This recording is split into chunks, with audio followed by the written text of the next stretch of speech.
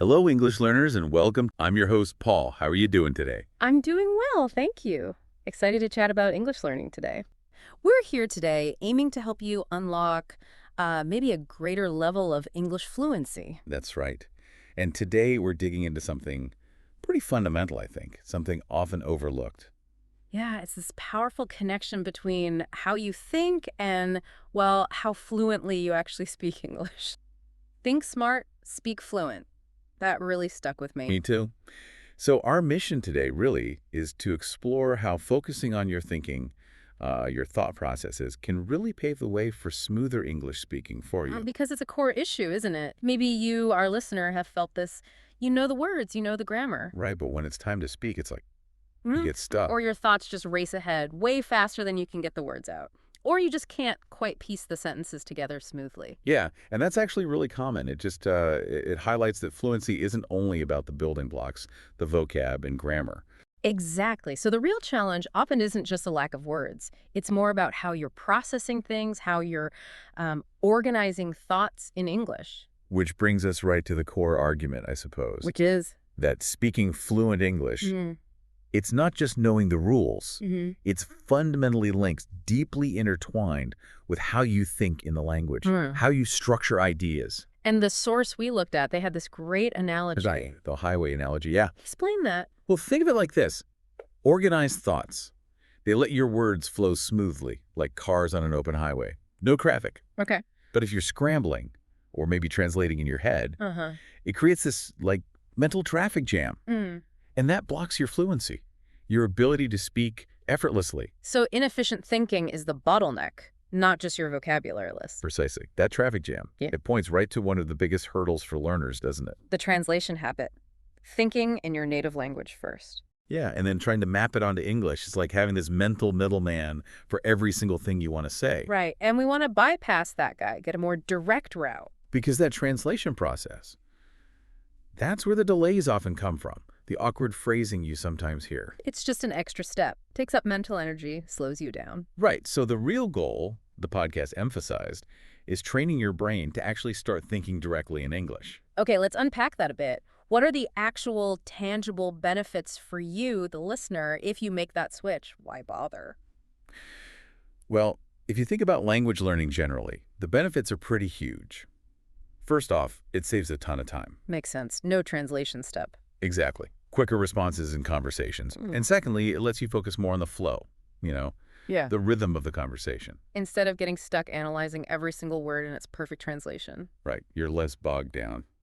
That sounds like it would definitely boost your confidence, too. Are there other, maybe less obvious upsides? Oh, for sure. When you're thinking directly in English, you're building a more direct relationship with the language. Mm-hmm. You express yourself more immediately. That naturally builds confidence, like you said, and crucially, over time. Yeah. It strengthens the actual connections in your brain, the pathways between English words and the ideas they represent. So it makes accessing English faster, more automatic, like well-worn paths. That's a great way to put it. It improves fluency naturally over time. Okay, so it's powerful, but it's not like you have to suddenly start thinking perfect, complex English sentences from day one, right? Yeah. The source said start simple. No, definitely not. Hmm. That's a really key point about managing expectations. Thinking in English doesn't mean, composing philosophical treatises in your head right away. It means starting small, really small, Mm-hmm. and being consistent. Like what? What's small? Just naming things around you. You see your computer, think computer, your chair, Okay. or describing basic daily things. I wake up, I eat breakfast, really simple stuff. But doing it consistently. That's the key, repeated practice. It gradually trains your brain to just process these everyday thoughts in English naturally. So it's about building that basic English thinking framework. Ground up. Exactly. Not dumbing down your thoughts, just building the foundation. Okay, so we get why thinking in English is so vital for you, our listener. But how do you actually start doing it? Let's get practical. What are the strategies for this thinking smart? Yeah, let's dive in. The source had some great starting points. The first one, really echoing what we just said, is start simple. Right. Baby steps. Don't try to tackle huge, complex thoughts in English right away. Focus on small, manageable things, your immediate surroundings, what you're doing. Like the coffee example you mentioned earlier. This is coffee. It's hot. Precisely. Yeah. I like coffee. Simple associations. Okay, starting simple. What's next for our listener? Another really powerful technique is to associate words with visuals or feelings. Okay, how does that work? So when you learn a new word, don't just memorize its definition. Try to link it to something personal. Right. Will, make the word happy. Instead of just knowing happy means feeling good, picture a specific time you felt happy, or just try to recall that feeling itself. Ah, so you anchor the word to an image or an emotion. Makes it more So- real. Exactly. More memorable, more meaningful. Mhm. It's not just an abstract definition anymore. It helps recall. I can see how that would make words stick much better than just flashcards. Yeah. What else can you do to build that thinking in English muscle? Building on that idea of connecting English to your life, try to narrate your day in English, mentally. Narrate your day, like a running commentary in your head. Sort of, yeah. Yeah. As you do routine things. Brushing your teeth. I'm brushing my teeth. This toothpaste is minty. Thinking breakfast. I'm making toast. The butter is melting. Things like that. It's a constant kind of low-pressure way to practice. Turning mundane moments into practice time. I like that. Yeah. What other strategies did the source mention? Mindful listening. This one's important. Mindful listening, meaning Paying really close attention when you hear native or fluent speakers. Not just what they say, but how they say it. okay, like noticing their sentence patterns. Exactly. Their word choices, the rhythm, their tone, even where they pause naturally. Just observing. So that's observation. How does active listening take it a step further? Right, so mindful is observing. Active listening and mimicking adds a response. Don't just listen passively. Okay. Try repeating what you hear, maybe silently in your head, or even whisper it aloud if you can. Yeah. Mimic the sentences. The source called it mini conversation practice. Yeah, that's a great description. It's like learning a song by singing along. Yeah. You internalize the melody, the rhythm of the language. Okay, so engaging actively with what you hear. What about stuff you can do entirely on your own, inside your head? That leads perfectly to the next tip. Ask yourself questions in English. Self-interrogation. Aha. Maybe not quite that intense. Just simple things like, what do I need to do today? Or at the end of the day, what did I enjoy today? And the key is Answering them. Answer the questions in English, in your mind. This directly trains your brain to formulate thoughts and then responses in English. like having that internal dialogue we mentioned. Exactly. And you can do that anywhere, anytime. No special equipment needed. Not at all. And one more focused exercise the source suggested. Yeah. Practice with purpose. Meaning. Choose a specific goal or topic for the day. Say, okay, today I'm focusing on describing people. Right. Then, throughout your day, consciously try to think and form sentences in English about the people you see or interact with. Right. Or think about. So it channels your mental practice. Mm, Makes it more focused, maybe more effective. precisely. It helps keep your thinking organized, which, as we said, is kind of the core of thinking smart. Okay, great. So just to quickly recap those thinking strategies for our listeners, start simple. Link words to visuals or feelings. Narrate your day mentally. Listen mindfully and actively mimic. Ask yourself questions in English. And practice with a specific purpose. That's a solid toolkit for getting started with thinking smart. Definitely feels actionable. Okay, so let's shift gears now. You're starting to think smart. How does that actually help you speak fluently? What are the key things for the speaking side of it? Right. And the first thing the source tackles, which is really important, is a common misconception you might have. Which is? That fluency means speaking super, super fast. Ah, yes, the speed demon myth. Exactly. True fluency isn't really about speed. It's much more about speaking clearly, naturally, even if it's at a, moderate pace. That's honestly a relief to hear. I think so many learners, maybe you included, feel this pressure to just talk faster. Absolutely. So instead of pushing for speed, the source suggests focusing on natural pauses. Strategic pausing. Kind of, yeah. Just incorporating short, natural breaks in your speech. It gives your brain a split second to organize the next thought. And it probably makes you easier to understand, too. Definitely. Improves clarity for your listener, and it makes speaking feel less rushed, more manageable for you. Good point. Makes you sound more in control, perhaps. Okay, what's the next strategy for speaking more smoothly? Well, we touched on this with thinking, but it's critical for speaking too. Stop translating. Right, cut out the middleman again. Consciously try to think directly in English as you're speaking, Right. and if you hit a word you don't know, Yeah, what do you do then? Panic. try not to.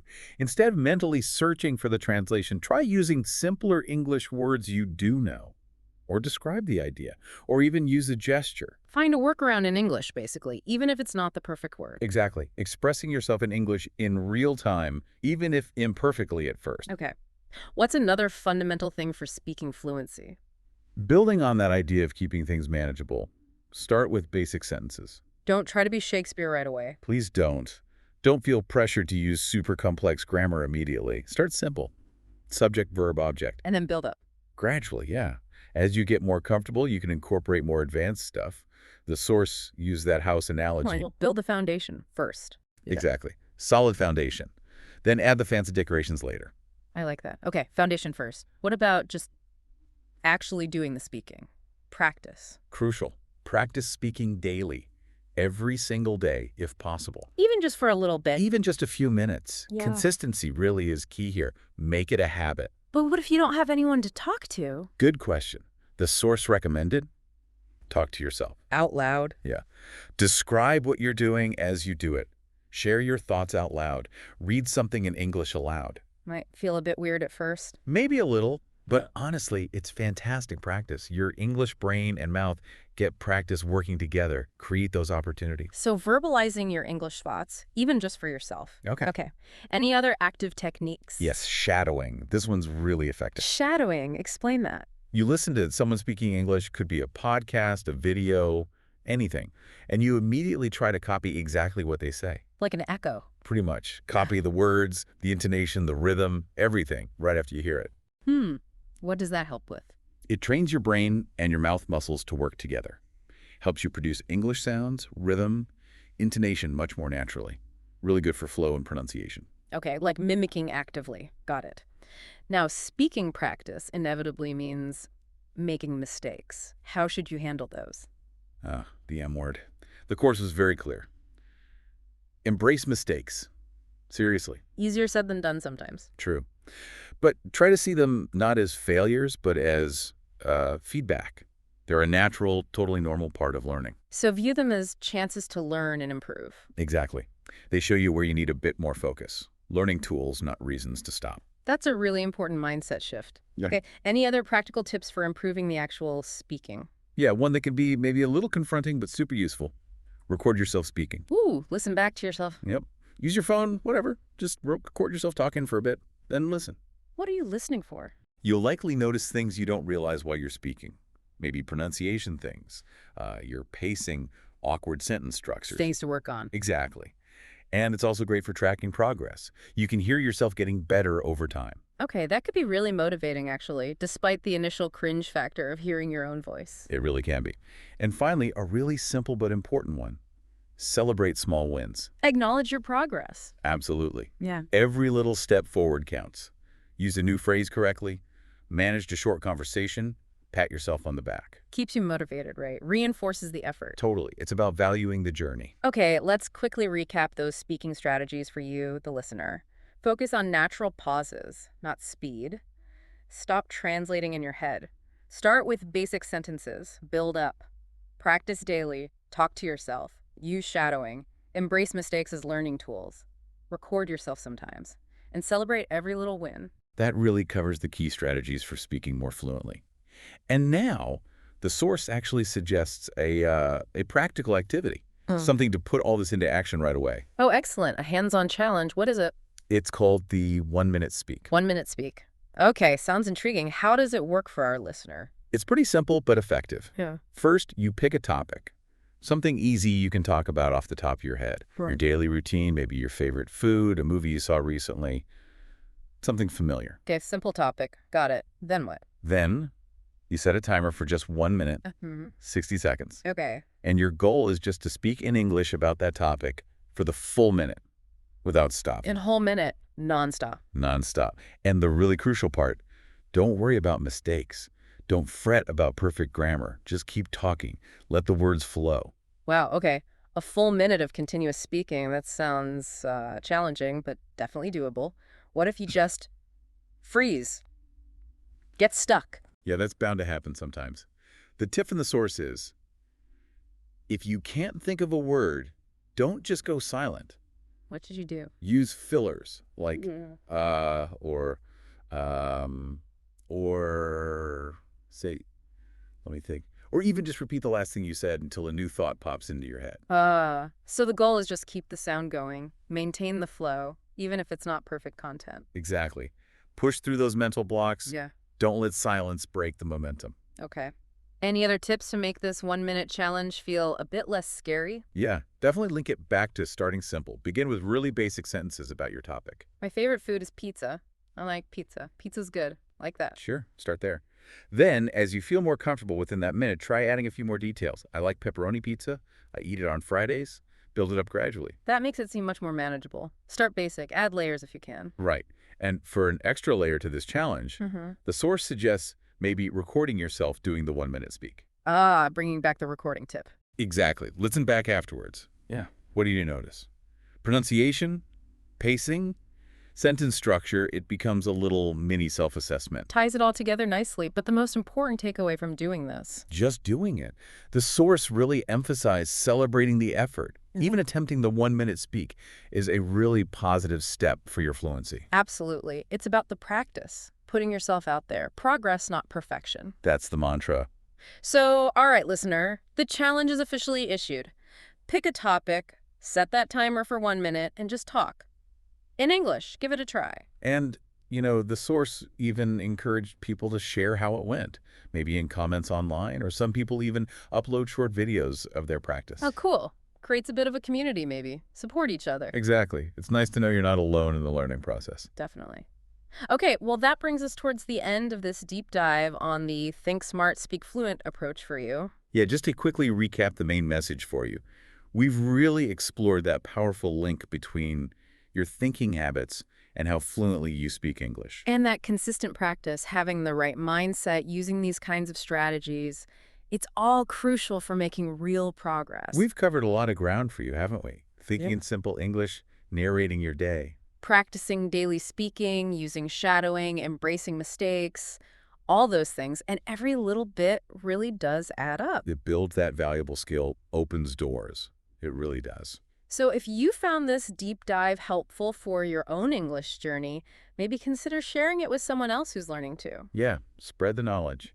And please, if you have questions or ideas for future deep dives that could help you, let us know in the comments. We genuinely value your input. We absolutely do. Thank you so much for spending this time with us, focusing on your English. Keep practicing. Please stay confident. And remember, you're probably closer to fluency than you think you are. That's a great thought. And maybe one final thought for you to mull over this week. Yeah. Just consider this. What if you consciously pick just one of these thinking smart techniques we talked about today? Just one. And really applied it to your daily life this week? How might that even subtly start to shift your confidence when you express yourself in English?